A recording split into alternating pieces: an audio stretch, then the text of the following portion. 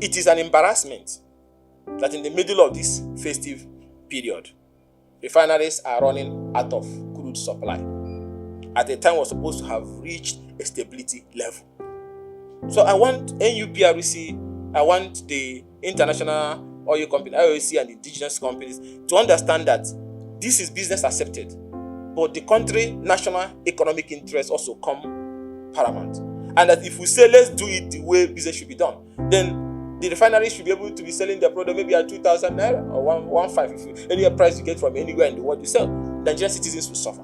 And that is why the framers of the petroleum industry at the PIA put a proviso for a mandatory domestic crude supply, because they know that as much as you must do your business, that the country, the nation, the people must clean match more with what is produced in their land. And that is what domestic crude supply obligation is all about. The owners of this product must benefit from it. That the refineries in this land must draw from those crude that comes out of this our ground. This is too difficult to ask. Why must we keep going over? We have done a template for this. It was implemented. There have been an executive order. People have bypassed it. There's a technical committee. People are still undermining. Why are they undermining all these things? If queues return and prices go up, who benefit? Who lose? The people will suffer. And it distorts the economic stability of the country. This is to inform Nigerians.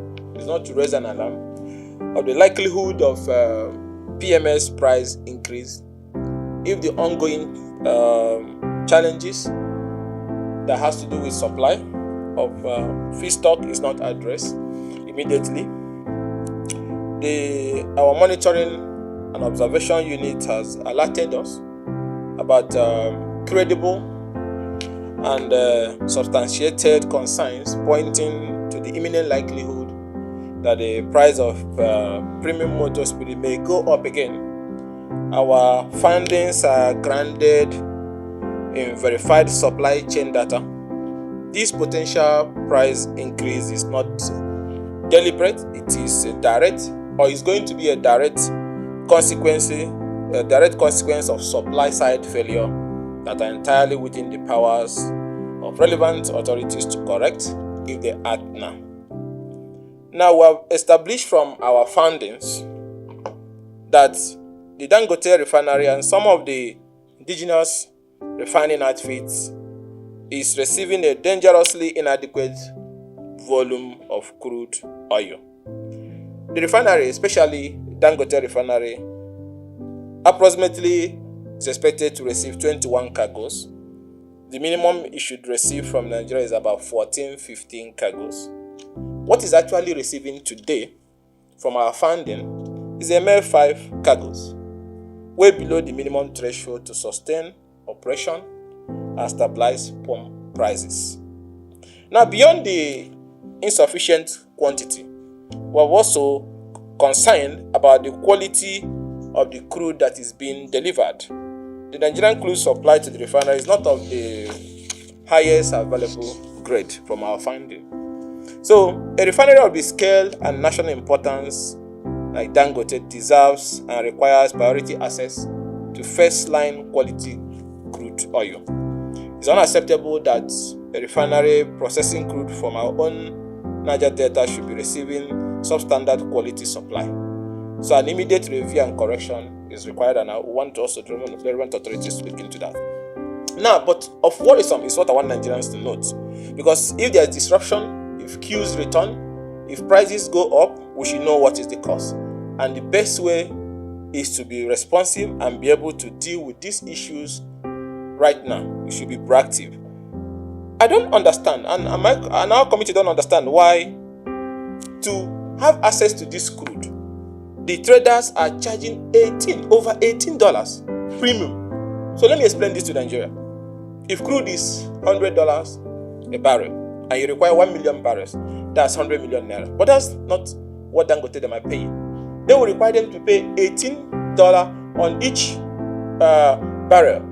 That is, if you want 1 million barrels, you're going to give $18 million to the trader, the man that have a briefcase sitting somewhere in London or in Dubai with a share company for a product that is produced at our backyard.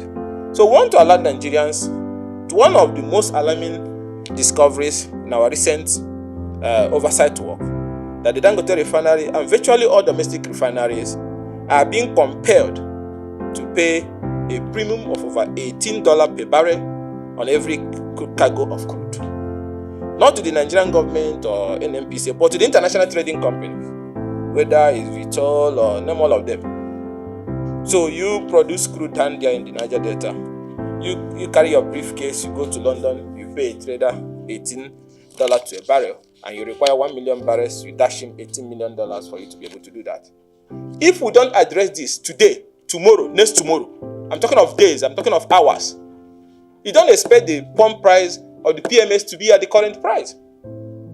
Before they used to charge $2, $4, $5, now it's 18 as I speak to you now from our rapid response unit. And one of the things I assured Nigeria, our committee will be proactive, and that's what I'm doing now, is being proactive, that they are charging them, they are telling them to pay $18. And what will happen is that when they pay this money, they are going to adjust the price or the PMS. So we don't start complaining by the time we start distorting, levers of economic activities.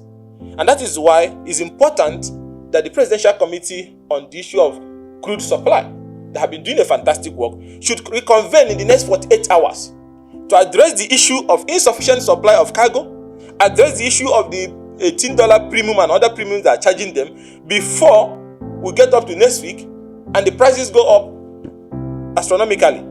And this is not the time, because Muslims and Christians are observing their religious holidays and processes now, and this is the time people are getting closer to the Almighty and does not need to suffer any economic disadvantage. That is why we must address it right now.